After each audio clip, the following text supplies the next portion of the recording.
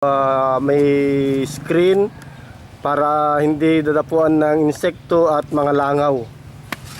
Nangangulugan na ang aming bigan longganisa ay malinis at talagang napakasarap. Ang mga gawa ng longganisa sa bigan ay masinop na nagtatali ng longganisa. Bigan bagnet. Malutong.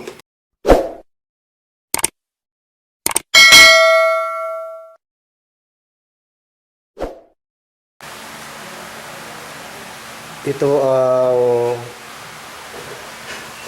ginagawa ng bigan longganisa sa lungsod ng Bigan, Ilocos Sur.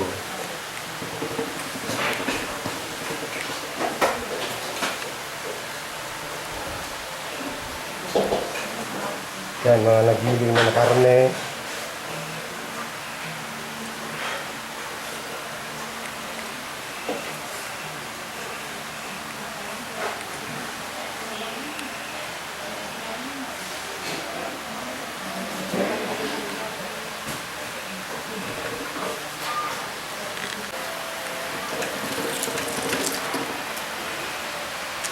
Ano madam, anong flavor ang ginagawa niyong bigan longganisa ngayon?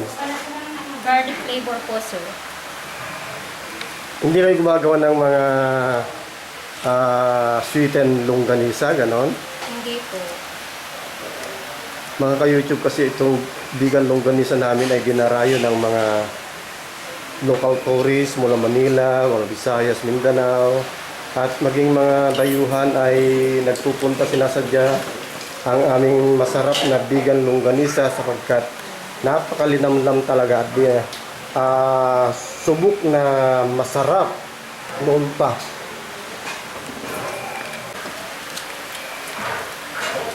Ano yung tawag nito, madam?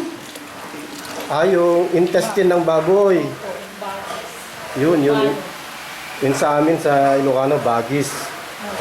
Yan.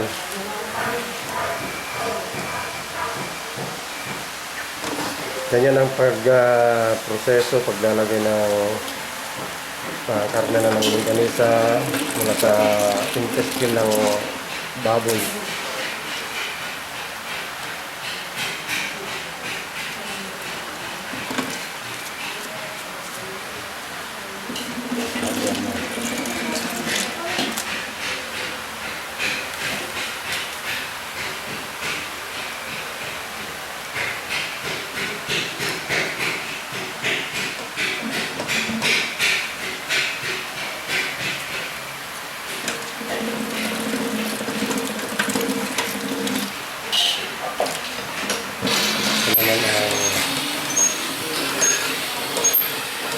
Yung machine nila. At ang mga gawa ng longganisa sa bigan ay masinop na nagtatali ng longganisa. Swizer? Oh, yes.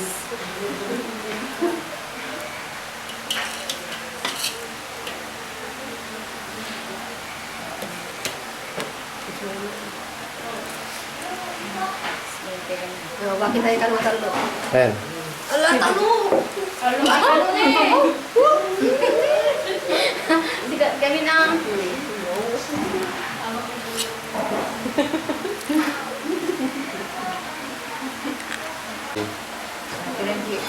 Madam, napakasarap ang longganisa niyo rito. At talagang dinadarayo ng mga turista. Dahil napapansin ko, halos oras-oras ay nagpupunta dito ang mga buyer ng longganisa dahil sa kakaibang lasa ng ating bigan longganisa.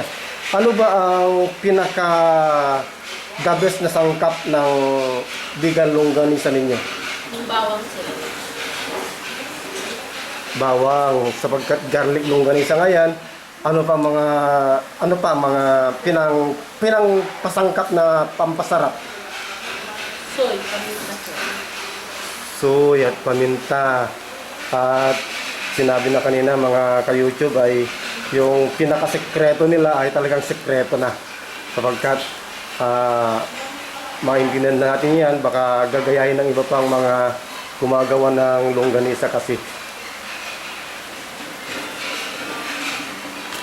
Yan, si ate ay nagbabalot din at nagtatali din ng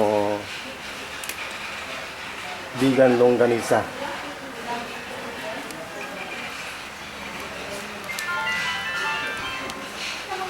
Ano bang size niyan na ate? Large po sir. Large. Ito yung large namin. Yung isang dosena, magkano ang benta nyo rito? Isang dosena po. Oo. Yung kilo niya sir. Ay, by kilo ba o by dozen? By dozen sir. Isang By dozen dozen. magkano? Yung benta namin sir, 160. 160 pesos lang po ang Large. isang dosena ng longganisa vegan large. Large na po yan. At sa ibang mga lugar ay talagang mahal.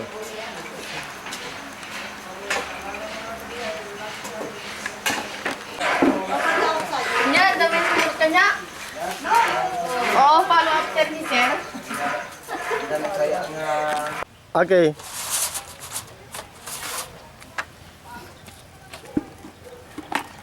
Ganito pala ang isa pang proseso ng masarap na vegan longganisa. Binibilad pala sa sikat ng araw.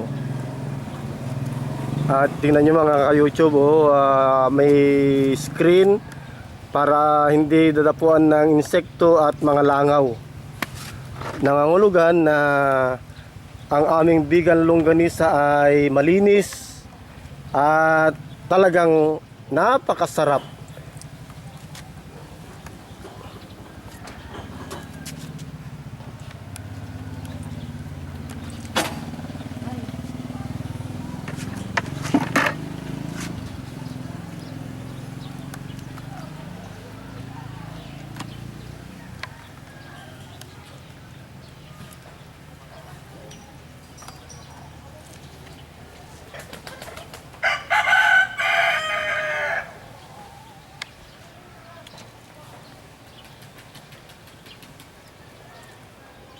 Mga ilang kilo ang nagagawa ninyo araw-araw, ate?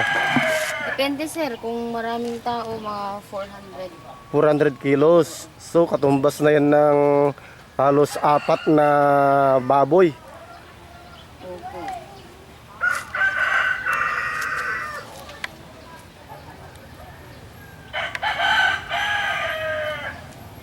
Ilang araw naman yan na nakabilad sa araw? Saglit lang sir, pag napatuyuan na.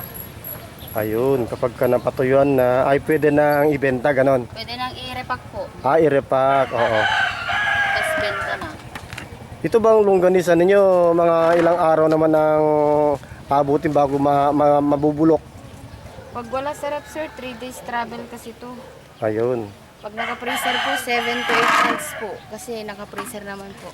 Hindi ba mas maganda rin kapag inuwi sa bahay ay ibibilad pa rin para mas masarap daw, hindi? Mas maganda kasi sir, pag naka-freezer para hindi nasira. Ito naman. Maliban sa vegan longganisa ay gumagawa rin sila rito ng masarap malutong na bagnet. Lokalo bagnet. Para ito'y tawag din sa iba ay lechong kawali, pero sa amin bagnet.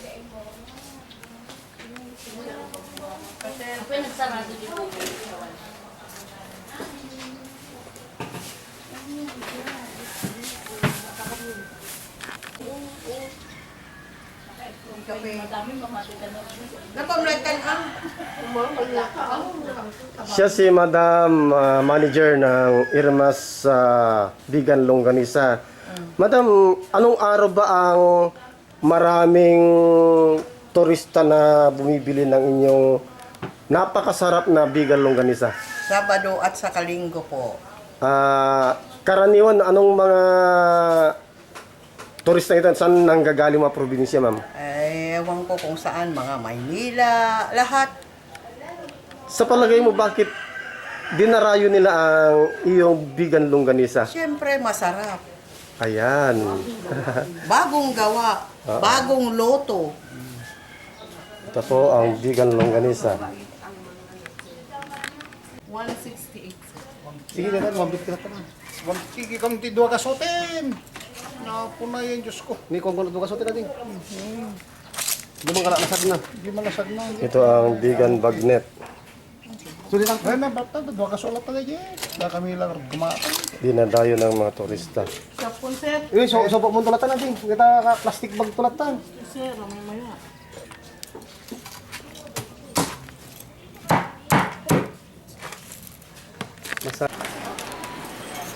Dito talagang napaka lakas na negosyo ang vegan bagnet at vegan longganisa. Pinarayo talaga ng mga turista. Bag namin dali ba? Paano na yung ma'am? So, mulat pa sa ilo? 50 ma'am. Kahit ipalata.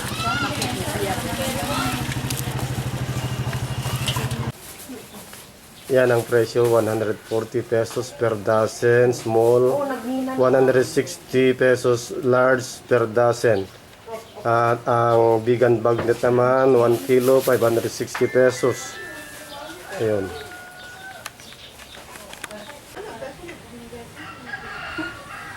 Siyempre, na alagang-alaga. Adi, mas bata ang mukha. Di ba, sir? Siguro.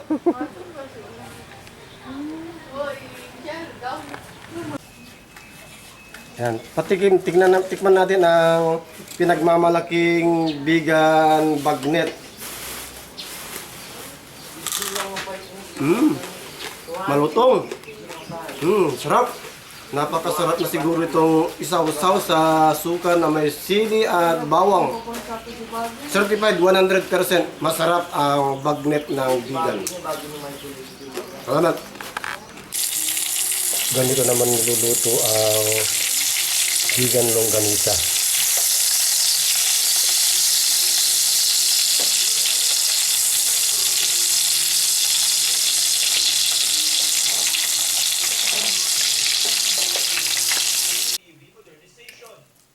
Ito ang luto na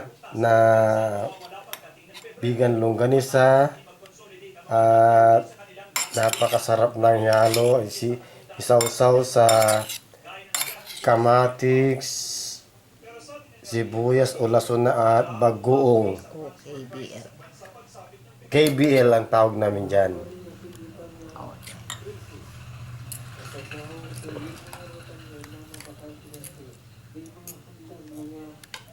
Napakasarap na ulam nito. Ayan.